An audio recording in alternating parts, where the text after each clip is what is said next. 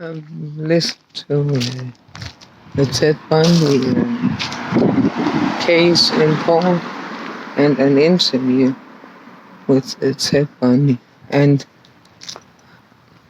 first of all, what counts in a case in court is evidence. That's all. Before that, what counts is how does someone who is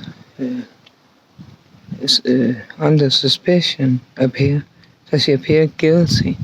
Is there something in his body language, facial expressions, the way he talks, the way he reacts to the crime, and that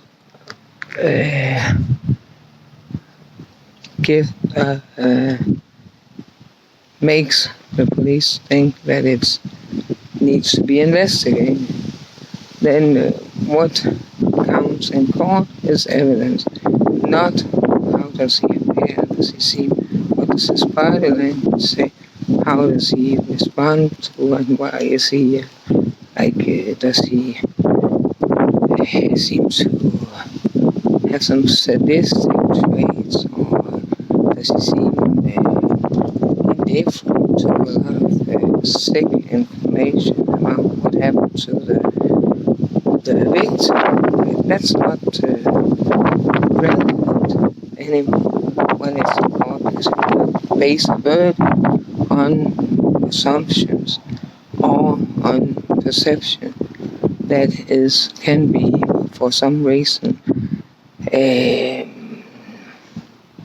that you can have a bad day. As a judge also, you can have personal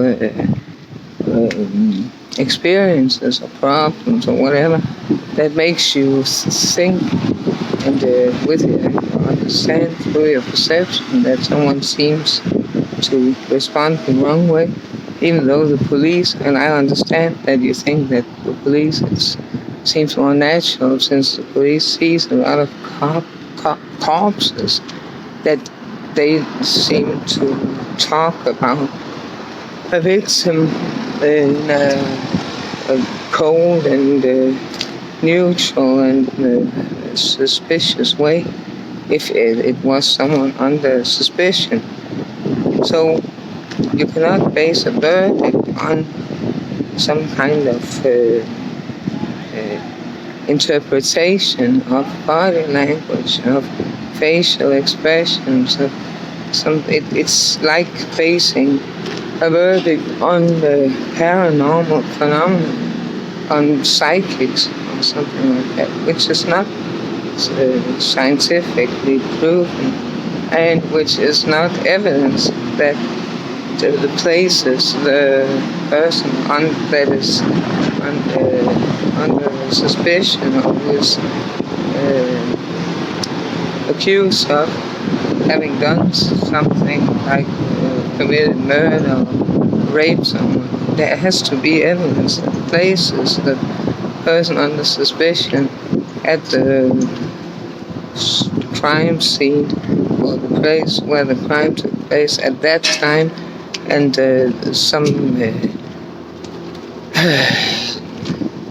and a lot of other factors, or whatever it's called, that it makes it, according to the rules and laws in relation to crime. I was thinking about body language, and I was watching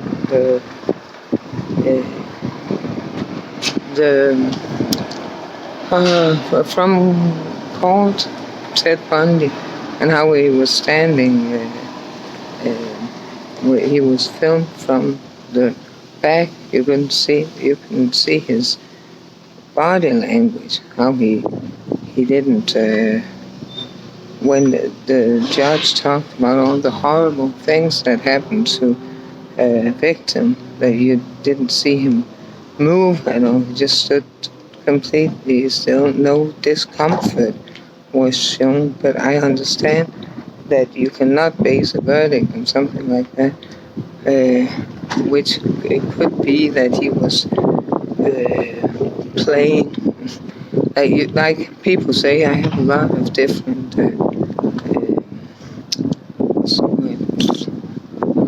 not hats, but I don't remember the word. And I had some people who are working independently at their homes, like farmers. Oh, they have to put on that hat. Now he's a farmer. Now he's at work. Now he's doing something at the office. And switching those different roles, which he asked himself to be his own attorney, his own lawyer. So he had to play that role. I know that, which it is also, you can say it's a bit strange that, but since if he hadn't done it, you can say that the fact that he was able to stay in that role and can also be, if you want to study and think about body language and about behavior, that could also be proof of the opposite, that he was not guilty, because he could not keep not reacting even when the verdict was read. But that's not proof of anything either. I don't know anything about the evidence. I don't think that any evidence was shown in that only talked about. But I'm not talking about his innocence, because I just said I didn't see any evidence, or didn't hear anything about the opposite evidence that he did not do it. But also I know I've been in court. I'm not someone who shows emotion, but the father of my children can cry.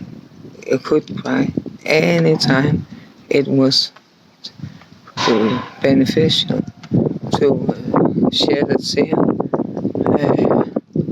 And you don't know what went on inside his head when he talked about those children that he might have thought about.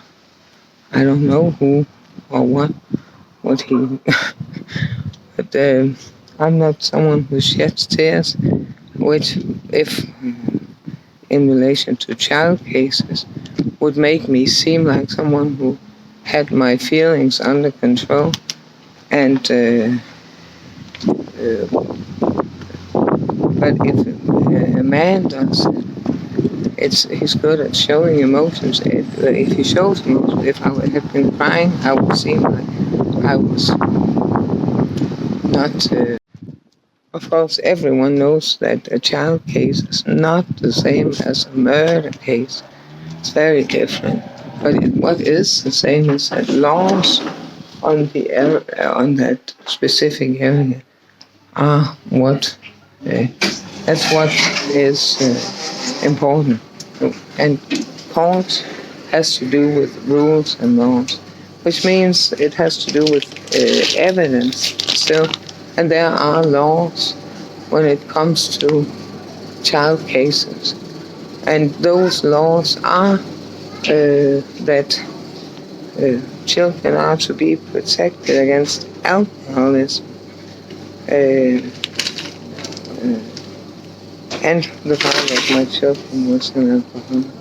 And they did not protect my children against alcoholism. Another thing is children are to be protected against violence. That is not like alcoholism. Alcoholism is something to prevent violence, or that law is to protect children from alcoholism because there are risk factors. Which means my children should have been protected against alcoholism to prevent them from being the victims of violence, which my son explained to social workers that he had been the victim of violence, and also to me. And I talked about sexually abusive behavior from the father, which the police gave the wrong information to the social services about, which made it the wrong questions they asked my son. And then it has not been really examined by the social services the way it should be, with the right information, with the right way of doing it, even. And so that's the rules and laws. And after that, I'll say that children are not to be with alcoholics. They have to be protected against alcoholism, violence, abuse, sexual abuse, and also mental abusive behavior. And since they did not do that, my children have lived with violence. Alcoholic, or my son also talked about sexual abusive behavior. And it has not been, like I just explained, it's the wrong information that was given to the social services, which means it has not been properly examined. So then I had to go to the police to tell them about the violence that went on against myself, because then I thought, then there's a verdict, and my children will come back to me. There is a verdict, but my children did not come back to me. And that's even worse, more criminal, more not only criminal, but they look at me as if I'm not real, as if it doesn't matter with my children. He's walking around with this little dog like he knows about it. That you can call that crazy. I know a lot of people know about what's going on. I'm walking around here as some porn thing that is for their pleasure to jerk it off to. And they don't care about me, they don't care about my children, and it's so disgusting.